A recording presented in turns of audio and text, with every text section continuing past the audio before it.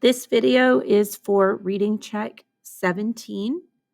We're starting toward the bottom of page 115, and we are stopping at page 123.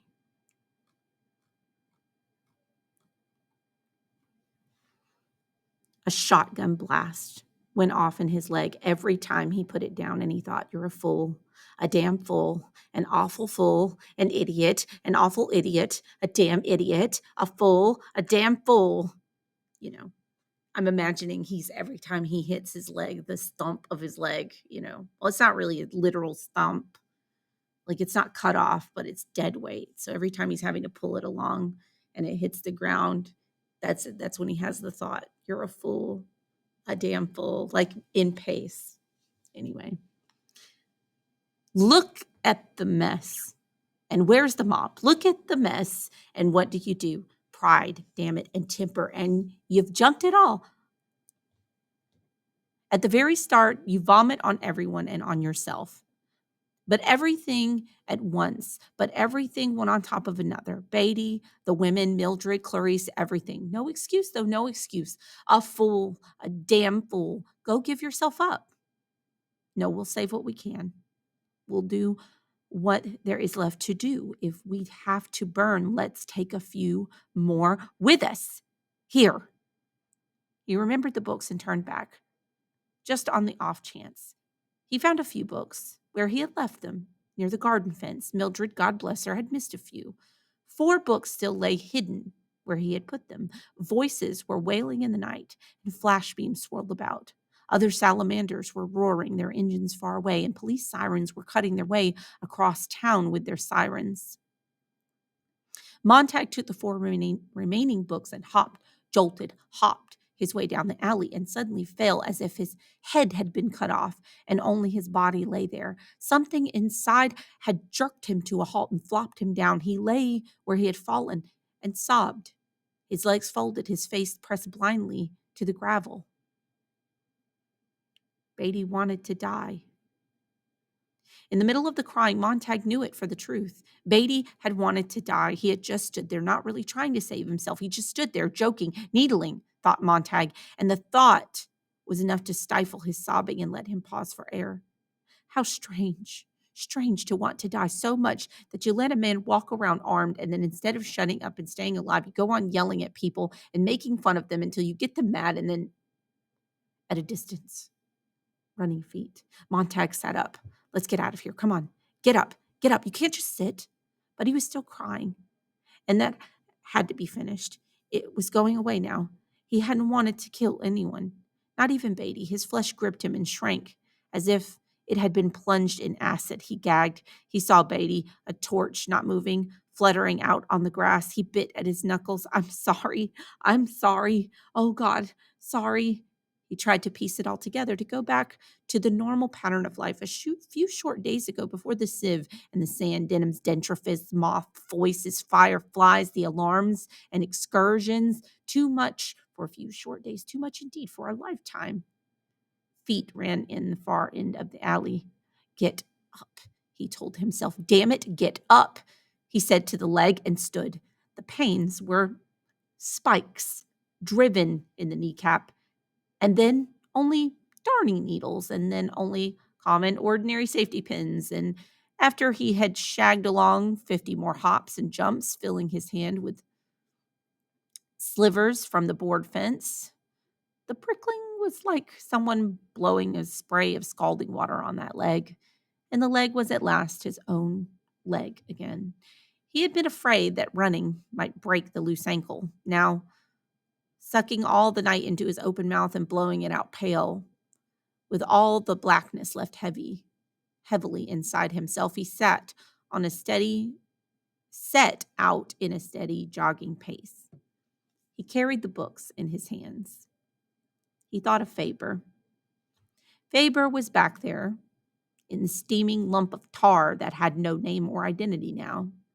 He burnt Faber too. He felt so suddenly shocked by this that he felt Faber was really dead, baked like a roach in that small green capsule, shoved and lost in the pocket of a man who was now nothing but a frame skeleton strung with asphalt tendons. You must remember, burn them or they'll burn you, he thought. Right now, it's as simple as that. He searched his pockets. The money was there, and in his other pocket, he found the usual seashell upon which the city was talking to itself in the cold black morning. Police alert. Wanted. Fugitive in city. Has committed murder and crimes against the state. Name, Guy Montag. Occupation, fireman. Last seen, he ran steadily for 6 blocks in the alley, and then the alley opened out onto a wide, empty thoroughfare, 10 lanes wide. It seemed like a boatless river frozen there in the raw light of the high white arc lamps. You could drown trying to cross it, he felt. It was too wide, it was too open. It was a vast stage without serenity, inviting him to run across, easily seen in the blazing illumination, easily caught, easily shot down. I want you guys to remember how Clarice died. The seashell hummed in his ear. Watch for a man running. Watch for the running man. Watch for a man alone on foot. Watch. Montag pulled back in the shadows. Directly ahead lay a gas station, a great chunk of porcelain snow shining there, and 2 silver beetles pulling in to fill up. Now he must be clean and presentable if he wished to walk, not run, stroll calmly across the wide boulevard. It would give him an extra margin of safety if he washed up and combed his hair before he went on his way to get where? Yes, he thought, where am I running? Nowhere. There was nowhere to go, no friend to turn to, really, except Faber. And then he realized that he was indeed running toward Faber's house instinctively, but Faber couldn't hide him. It would be suicide to even try. But he knew that he would go to see Faber anyway for a few short minutes. Faber's would be the place where he might refuel his fast draining belief in his own ability to survive. He just wanted to know that there was a man like Faber in the world. He wanted to see the man alive and not burned back there like a body shelled in another body. And some of the money must be left with Faber, of course, to be spent after Montag ran on his way. Perhaps he could make the open country and live on or near the rivers, near the highways, in the fields and hills. A great whirling whisper made him look to the sky. Uh-oh. The police helicopters were rising so far away that it seemed someone had blown the gray head off a dry dandelion flower. 24 of them flurried, wavering, indecisive 3 miles off, like butterflies puzzled by autumn.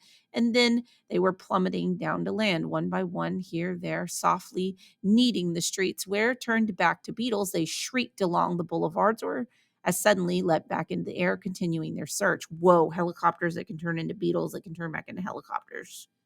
Crazy. And here was the gas station, its attendants busy now with customers. Approaching from the rear, Montag entered the men's washroom. Through the aluminum wall, he heard a radio voice saying, "War has been declared." The gas was being pumped outside. The men and the beetles were talking, and the attendants were talking about the engines, the gas, the money owed. Montag stood, trying to make himself feel the shock of the quiet statement from the radio, but nothing would happen. The war would have to wait for him to come to it in his personal file an hour, 2 hours from now. He washed his hands and face and toweled himself dry, making little sound. He came out the washroom and shut the door carefully, walked into the darkness, and at last stood again on the edge of the empty boulevard. There it lay, a game for him to win, a vast bowling alley in the cool morning. The boulevard was as clean as the surface of an arena. 2 minutes before the appearance of certain unnamed victims and certain unknown killers, the air over and above the vast concrete river trembled with the warmth of Montag's body alone. It was incredible how he felt his temperature could cause the whole immediate world to vibrate. He was phosphorescent, a phosphorescent target. He knew it. He felt it. And now he must begin his little walk. 3 blocks away, a few headlights glared. Montag drew a deep breath. His lungs were like burning brooms in his chest. His mouth was sucked dry from running. His throat tasted of bloody iron, and there was rusted steel in his feet. What about those lights there? Once you start walking, you'd have to gauge how fast those beetles could make it down here. Well, how far was it to the other curb? It seemed like 100 yards, probably not 100, but figure for that anyway. Figure that with him going very slowly at a nice stroll, it might take him as much as 30 seconds, 40 seconds to walk all that way. The Beatles, once started, they could leave 3 blocks behind them in about 15 seconds. So even if halfway across he started to run, he put his right foot out, and then his left foot, and then his right, and he walked on the empty avenue. Even if the street were entirely empty, of course, you couldn't be sure of a safe crossing, for a car could appear suddenly over the rise 4 blocks further on and beyond and past you before you could take a dozen breaths. He decided not to count his steps. He looked neither to the left nor right. The light from the overhead lamps seemed as bright and revealing as the midday sun, and just as hot. He listened to the sound of the car picking up speed 2 blocks away on his right. Its movable headlights jerked back and forth suddenly and caught on Montag. Keep going. Montag faltered, got a grip on the books, forced himself not to freeze. Instinctively, he took a few quick running steps and then talked out loud to himself and pulled up to stroll again. He was now half across the street, but the roar of the Beatles' engines whined higher as it put on speed. The police, of course, they see me, but slow. Now, slow, quiet. Don't turn, don't look, don't seem concerned. Walk, that's it, walk, walk. The Beetle was rushing. The Beetle was roaring. The Beetle raised its speed. The Beetle was whining. The Beetle was in high thunder. The Beetle came skimming. The Beetle came in a single whistling trajectory fired from an invisible rifle. It was up to 120 miles per hour. It was up to 130 at least. Montag clamped his jaws. The heat of the racing headlights burnt his cheeks, it seemed, and jittered his eyelids and flushed the sour sweat out all over his body. He began to shuffle idiotically and talk to himself, and then he broke and just ran. He put out his legs as far as they would go and down, and then far out again and down and back and out and down and back. God, he dropped a book, broke pace, almost turned, changed his mind, plunged on, yelling in concrete emptiness, the Beetle scuttling after its running food. 200, 100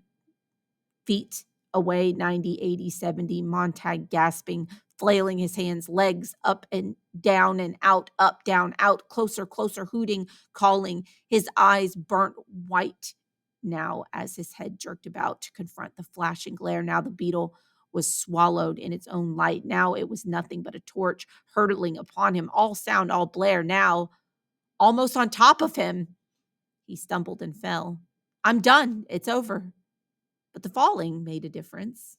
An instant before reaching him, the wild Beetle, cut and swerved out. It was gone. Montag lay flat, his head down. Wisp of laughter trailed back to him with the blue exhaust from the Beetle. His right hand was extended above him, flat across the extreme tip of his middle finger. He saw now, as he lifted that hand, a faint 16th of an inch of black tread where the tire had touched in passing. He looked at that black line with disbelief, getting to his feet. That wasn't the police, he thought. He looked down the boulevard. It was clear now, a car full of children, all ages, God knew, from 12 to 16, out whistling, yelling, hurrahing, had seen a man, a very extraordinary sight, a man strolling, a rarity, and simply said, let's get him, not knowing he was a fugitive. Mr. Montag, simply a number of children out for a long night of roaring, 500 or 600 miles. In a few moonlit hours, their faces icy with wind, coming home or not coming home at dawn, alive or not alive, that made the adventure. They would have killed me, he thought, swaying, the air still torn and stirring about him in dust, touching his bruised cheek. For no reason at all in the world, they would have killed me. He walked toward the far curb, telling each foot to go and keep going. Somehow he had picked up the spilled books. He didn't remember bending or touching them. He kept moving them from hand to hand as if they were a poker hand he could not figure. I wonder if they were the ones who killed Clarice. He stopped and his mind said it again, very loud. I wonder if they were the ones who killed Clarice. He wanted to run after them, yelling. His eyes watered. The thing that had saved him was falling flat. The driver of that car, seeing Montag down, instinctively considered the probability that running over a body at such a high speed might turn the car upside down and spill them out. If Montag had remained an upright target, Montag gasped.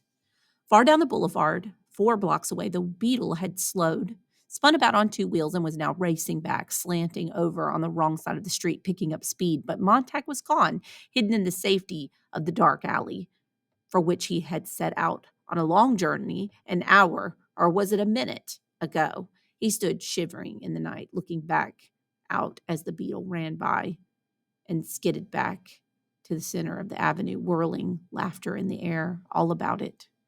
Gone. Further on, as Montag moved in darkness, he could see the helicopters falling like the first flakes of snow in the long winter to come.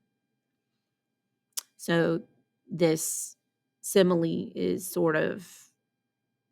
it's foreshadowing. It's a form of foreshadowing. It's kind of hinting at what's going to happen further on in the book as the book continues. Also notice that he said the journey he set out on an hour ago, or was it a minute ago? He's talking about crossing the street.